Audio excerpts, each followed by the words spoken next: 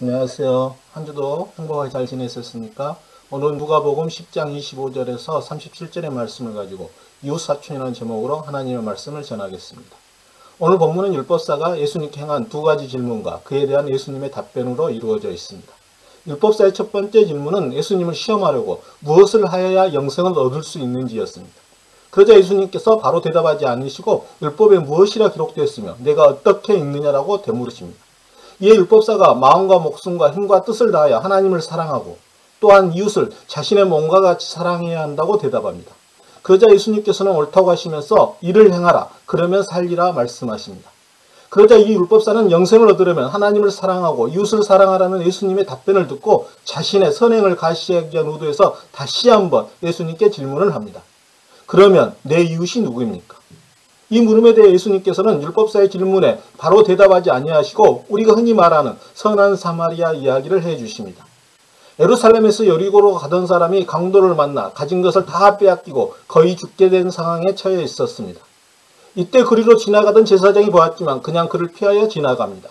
그 다음 레인이 보았지만 역시 피하여 지나갑니다. 하지만 사마리아 사람은 강도 만난 사람에게 응급치료를 한 다음 여관으로 데려다가 잘 간호합니다.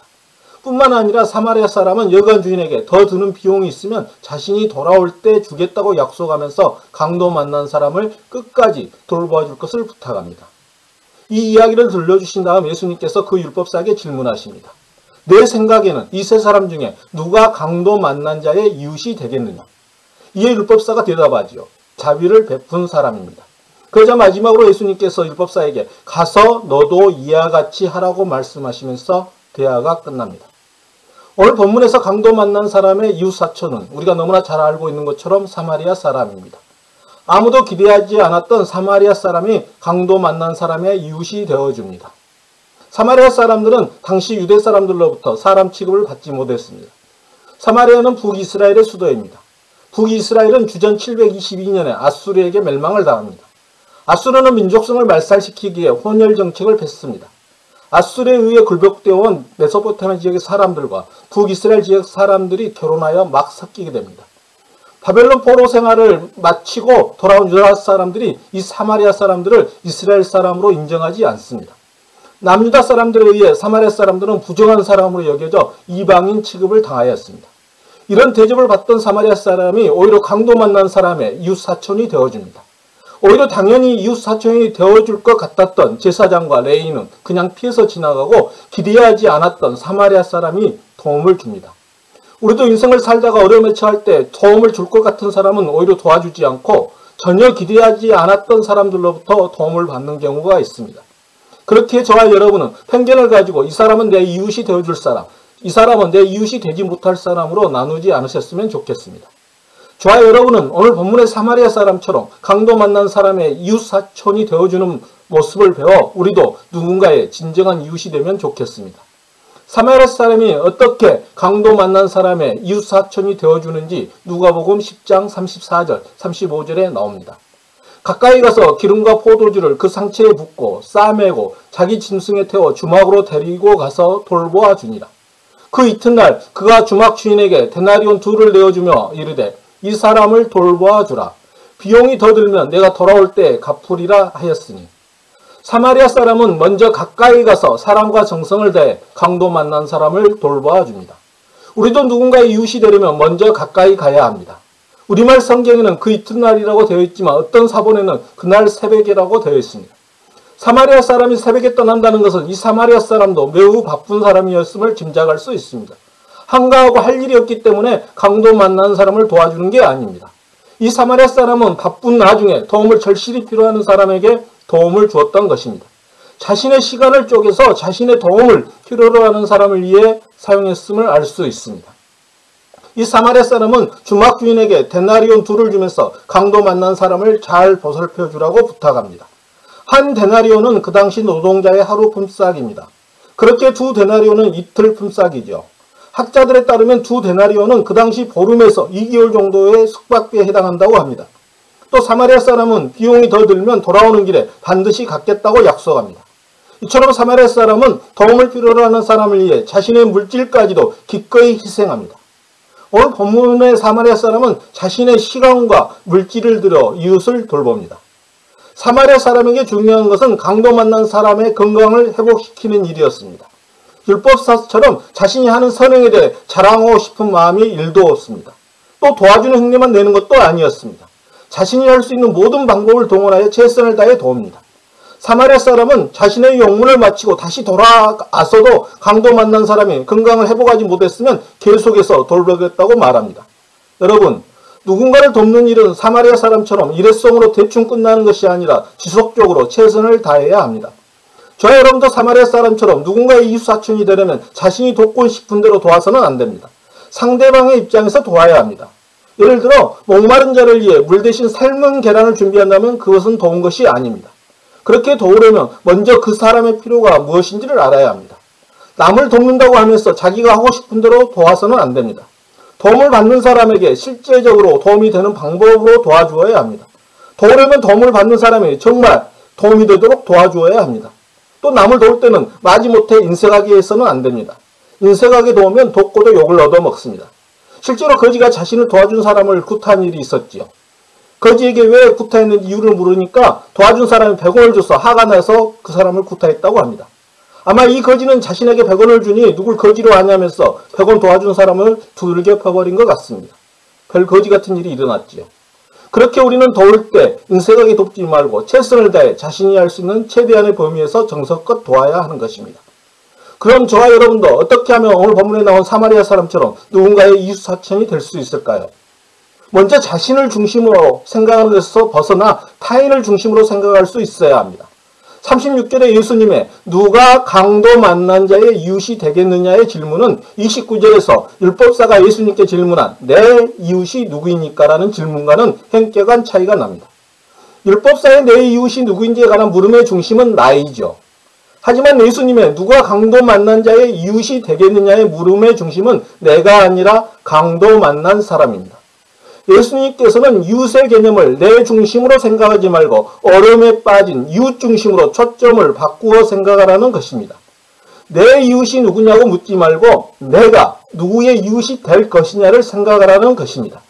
자신을 위해 이웃을 사랑하려고 하기보다는 이웃의 입장에서 이웃을 사랑하라는 말입니다. 누가 내 이웃이 되어주기를 바라기보다는 내가 먼저 다른 사람의 진정한 이웃이 되어줘야 한다는 말입니다. 다른 사람의 입장에서 생각할 수 있는 사고의 전환은 성숙한 사람만이 할 수 있습니다. 이것은 아이를 키워보면 알 수 있습니다. 아이는 다른 사람들을 전혀 배려하지 않습니다. 자신의 본능대로 행동하지요. 아이는 배고프면 한밤중에도 우유를 달라고 옵니다. 지금 우유를 달라고 하면 우리 부모님이 잠에서 깨서 피곤하실 테니 내가 배가 고파서 좀 참고 있다가 내일 아침에 먹어야지 하고 부모를 절대로 배려하지 않습니다. 한밤중에도 배가 고프면 크게 울어 부모를 깨워 우유를 먹고 배가 부르면 바로 잡니다. 그런데 성숙하게 되면 자기 중심적인 욕구를 제어하고 타인을 배려하기 시작합니다.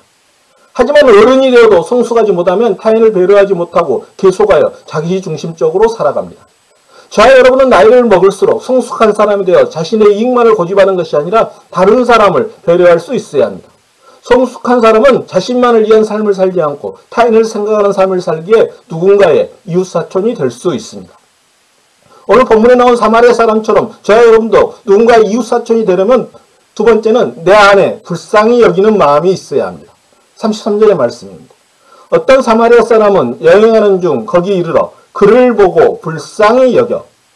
선한 사마리아 사람은 강도 만난 사람을 보자마자 불쌍한 마음이 들었습니다. 불쌍한 마음은 측은히 여기는 마음입니다. 불쌍한 마음은 우리 주님의 마음입니다. 사마리아 사람은 강도 만난 사람을 보자 곧바로 불쌍한 마음이 들었습니다. 그러자 사마리아 사람은 강도 만난 사람에게 가까이 다가가 자비를 베풉니다. 우리 안에도 사마리아 사람처럼 남을 불쌍히 여기는 마음이 있어야 합니다. 지금 우리는 너무 각박한 세대를 살아가고 있기에 충격을 줄 정도로 큰일이 아니고서는 마음의 반응이 없습니다. 뉴스에서 교통사고로 사람 한두 명 죽었다는 소식에 놀라지도 않습니다. 별로 슬퍼하는 마음도 없습니다. 우리 안에 주님의 마음이 불쌍히 여기는 마음이 회복되어야 합니다. 어려운 사람을 봤을 때 우리 안에 불쌍한 마음이 있어야만 오늘 본문의 사마리아 사람처럼 이웃이 될 수 있습니다. 우리 안에 불쌍히 여기는 마음이 없으면 다른 사람의 아픔에 대해 공감하지 못하기에 무관심합니다. 더 심하면 다른 사람의 아픔에 대해 오히려 조롱합니다. 예전에 세월호 당시 농성하는데 그 옆에서 폭식투쟁한 일베들을 보셨을 것입니다. 일베들은 다른 사람의 아픔에 대해 공감하지 못하기 때문에 인간이기를 포기한 행동을 하게 되는 것입니다. 그렇게 저와 여러분은 우리 하나님의 마음이 불쌍히 여기는 마음을 회복해야 합니다. 우리 안에 긍휼히 여기는 마음이 차고 넘칠 때 다른 사람의 아픔에 대해 진정으로 공감할 수 있어 이웃사촌이 될 수 있습니다. 오늘 본문에 나온 사마리아 사람처럼 저와 여러분이 누군가의 이웃사촌이 되려면 세 번째는 사마리아 사람처럼 이웃사촌이 되어주는 삶을 사는 것이 영생의 길임을 아는 것입니다. 오늘 본문에서 예수님은 하나님을 사랑하고 내 이웃을 내 몸과 같이 사랑하는 것이 영생의 길이라고 알려주십니다. 물론 우리는 예수님의 십자가와 예수님의 부활을 믿음으로 영생을 얻습니다. 하지만 영생을 얻은 사람은 이제 영생을 얻은 사람답게 하나님과 이웃을 사랑해야 합니다. 오늘 본문에 나온 선한 사마리아의 비유는 예수님께 무엇을 하여야 영생을 얻을 수 있느냐는 율법사의 질문에 대한 예수님의 대답입니다. 오늘 강도 만난 자를 진실하게 돕는 사마리아인의 삶이 영생의 길로 가는 삶입니다. 오늘 예수님은 어려운 이웃을 돌보는 것은 영생을 얻을 정도로 중요하다고 우리에게 알려주십니다. 우리는 어려운 이웃을 돌보는 일이 영생이 직결되어 있는 만큼 중대한 문제라는 것을 기억하여 사마리아 사람처럼 어려운 이웃을 돌보는 삶을 살아야 합니다. 어려운 이웃을 돌보는 삶이 영생의 길이라는 예수님의 가르침은 마태복음 25장의 양과 염소의 비유에서도 나오죠. 마지막 심판 때에 주님이 한 무리는 칭찬하면서 그들에게 영생을 허락하시고 다른 한 무리는 꾸짖으시며 그들에게 영원한 행복을 선고하십니다. 그런데 그 판가름의 기준이 무엇이었습니까? 평소에 지극히 작은 자 하나를 어떻게 대했는가 하는 데 있었습니다. 예수님은 작은 자에게 잘했던 사람들은 영생에 들어가고 작은 자를 돌보지 않았던 사람들은 영벌에 들어간다고 말씀하십니다. 이처럼 영생은 선한 일과 뗄래야 뗄 수 없는 밀접한 관계에 있습니다. 그렇게 우리도 어려움에 있는 우리의 이웃을 돌보는 것이 우리의 영생에 관련될 만큼 중요한 일임을 기억해야 합니다. 하나님께서는 선한 사마리아 사람 이야기를 통해 저와 여러분이 이웃사촌이 되기를 원하면서 이웃사촌이 되기 위한 방법을 알려주셨습니다. 누군가의 이웃사촌이 되려면 첫째는 자신을 중심으로 생각하는 것에서 벗어나 타인을 중심으로 생각할 수 있어야 합니다. 둘째는 어려움에 있는 사람을 볼 때 내 안에 불쌍히 여기는 마음이 있어야 합니다. 셋째는 어려움 있는 사람에게 이웃사촌이 되어주는 삶을 사는 것이 영생의 길임을 잊지 않는 것입니다. 하나님께서는 저와 여러분이 어려움에 있는 사람들의 이웃사촌이 되어주길 간절히 바라고 계십니다. 기도하시겠습니다. 하나님 아버지, 저희들도 오늘 본문에 나온 사마리아 사람처럼 이웃의 입장에서 최선을 다해 성의껏 도와주는 이웃사촌이 될 수 있도록 이끌어 주시옵소서. 우리가 누군가의 이웃사촌이 되기에 자신을 중심으로 생각하는 것에서 벗어나 타인을 중심으로 생각할 수 있게 하시고 내 안에 불쌍히 여기는 마음을 주시고 또 어려움에 있는 사람에게 이웃사촌이 되어주는 것이 영생의 길임을 잊지 않도록 지혜를 주시옵소서. 예수님 이름으로 기도하옵나이다.